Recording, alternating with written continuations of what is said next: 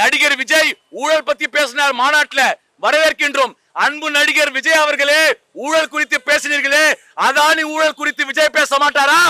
ஏன் பேசவில்லை? இன்னைக்கு தமிழ்நாட்டு இளைஞர்கள் இந்த ஊழலுக்கு எதிராக மிகப்பெரிய யுத்தம் நடத்த வேண்டும். நாம் கஷ்டப்படக்கூடிய அத்தனைக்கும் காரணம் முதலாளிகள், பெரும் முதலாளிகள், அதுவும் அதானி. அந்த அதானி கைது செய்ய சொல்லி நீதிமன்றம் சொல்லுது. சாதாரண 75 கேஸ் இருந்தாலே போலீஸ் வந்து நம்மள புடிச்சு போறான். ஏன்ப்பா அதானி பிடிக்க மாட்டேன்றீங்க? தலைக்காஞ்சனுக்கு ஒரு நீதி, முதலாளிக்கு ஒரு நீதியா?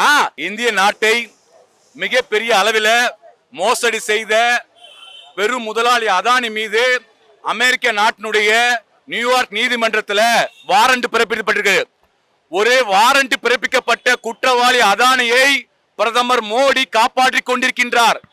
பிரதமர் மோடி அவர்கள் கேடுகெட்ட அதானியினுடைய அத்தனை விதமான கொள்ளைக்கும் அவருடைய முறைகேடான ஊழலுக்கும் பாஜக கட்சியும் பிரதமர் மோடியும் துணை போய்க்கான மார்க்சிஸ்ட் கம்யூனிஸ்ட் கட்சி பகிரங்கமாக குற்றம் சாட்டுகின்றது. இன்றைக்கு 2000 கோடி ரூபாய் அதிகாரிகளுக்கு ஊழலுக்கு லஞ்சம் கொடுத்திருக்கிறார் அதானி. எதற்காக? இங்க இருக்கக்கூடிய இந்தியாவில் இருக்கக்கூடிய மாநில அரசுங்கள்லாம் சூரிய ஒளி மின்சாரத்தை பெறுவதற்காக கையூட்டு கொடுத்து இந்த வேலையை அதானி செய்திருக்கின்றார். என்ன நடந்தது? சில மாதங்களுக்கு முன்பாக செயற்கையாக நிலக்கரி பற்றாக்குறை உருவாக்கப்பட்டது. நிலக்கரி பற்றாக்குறை உருவாக்கப்பட்டு அதானி நிறுவனத்திலிருந்து ஆஸ்திரேலியா உள்ளிட்ட வெளிநாடுகளில் அதானி வாங்கியிருக்கக்கூடிய தரமற்ற நிலக்கரியை இறக்குமதி செய்யப்பட்டது. இதன் காரணமாக தமிழ்நாடு அரசுக்கு கோடிக்கணக்கான ரூபாய் இழப்பு ஏற்பட்டது. இந்த இழப்பிற்கான எல்லாவித சுமையும் தமிழ்நாட்டு மக்கள் சுமந்தோம். அது மட்டுமல்ல, அதானிக்காக மோடி அரசு என்ன செய்தது என்று சொன்னால், எல்லா மாநில அரசுகளும் கட்டாயம் 10% சூரிய ஒளியை பெற வேண்டும், சூரிய ஒளி மீது மின்சாரத்தை பெறக்கூடியதில் அவசியம் பெற வேண்டும் என்று மத்திய அரசாங்கம் நிபந்தனை விதித்தது.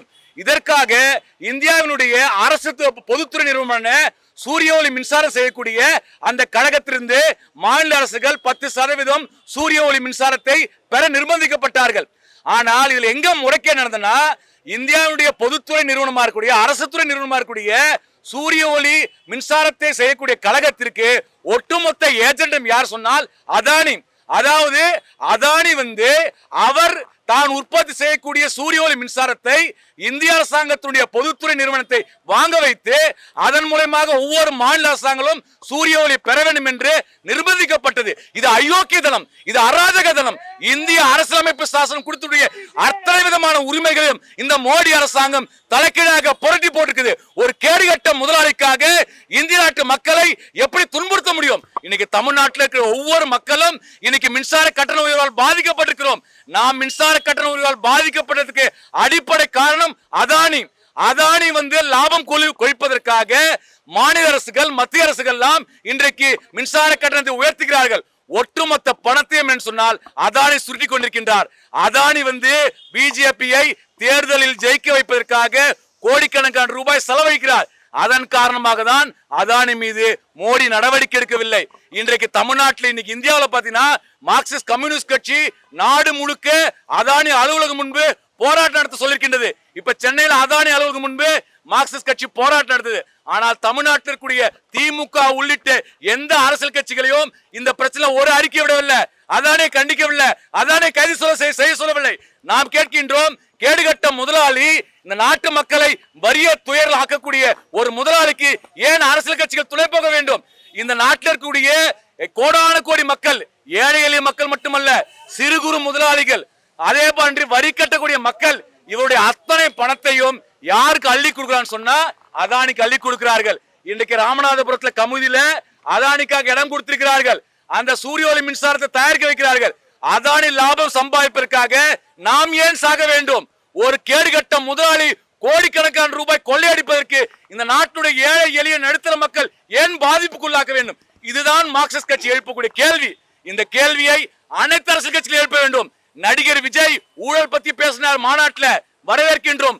அன்பு நடிகர் விஜய் அவர்களே, ஊழல் குறித்து பேசினீர்களே, அதானி ஊழல் குறித்து விஜய் பேச மாட்டாரா? ஏன் பேசவில்லை? இன்னைக்கு தமிழ்நாட்டு இளைஞர்கள் இந்த ஊழலுக்கு எதிராக மிகப்பெரிய யுத்தம் நடத்த வேண்டும். நாம் கஷ்டப்படக்கூடிய அத்தனைக்கும் காரணம் முதலாளிகள், பெரும் முதலாளிகள், அதுவும் அதானி. அந்த அதானி கைது செய்ய சொல்லி நீதிமன்றம் சொல்லுது. சாதாரண 75 கேஸ் இருந்தாலே போலீஸ் வந்து நம்மள புடிச்சு போறான். ஏன்ப்பா அதானே பிடிக்க மாட்டேன்றீங்க? தலைக்காஞ்சனுக்கு ஒரு நீதி, முதலாளிக்கு ஒரு நீதியா? இது என்ன சட்டம்? என்னங்க சார் சட்டம் இது? அது மட்டுமல்ல நண்பர்களே, இன்றைக்கு ஏழை எளிய மக்கள் மீது ஒரு தவறு செய்திருந்தால், ஒரு பிடிவாரண்ட் இருந்தால் போய் பிடிக்கிறாங்க. ஏன் மாநில முதல்வர்கள் அரவிந்த் கெஜ்ரிவால் இருந்து செந்தில் பாலாஜி வரை பல்வேறு மாநில அரசியல் கட்சிகளுடைய தலைவர்களை கைது செய்து சிறையில் அடித்தாங்களே, ஏன் அதானே சிறையில் அடிக்க முடியல மோடியால? என்னங்க நேர்மை பேசுறீங்க பிஜேபி காரங்க? நேர்மையற்ற கட்சி பிஜேபி, ஊழல் கட்சி பிஜேபி, அதன் தலைவர் மோடி. எனவே ஊழலுக்கு எதிராக போராடக்கூடியவர்கள் இன்றைக்கு வீதியில் இறங்க வேண்டிய தருணம் வந்து விட்டது. இல்லையென்றால் நம் வாழ்வாதாரம் நாசமாக்கப்படும், நமது நாடு நாசமாக்கப்படும். எனவேதான் ஒரு தேசபக்த உணர்வோடு மார்க்சிஸ்ட் கம்யூனிஸ்ட் கட்சி சென்னையில் இருக்கக்கூடிய அதானி அலுவலகம் முன்பு போராட்டம் நடத்துறோம்.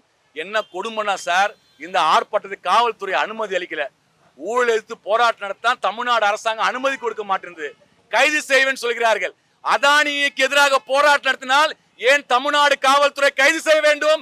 ஒரு தெரு ஓரத்தில் இருந்து ஆர்ப்பாட்டம் நடத்துவதற்கு ஏன் அனுமதி மறுக்கின்றது? இந்த செயல்கள்லாம் சரியானது அல்ல.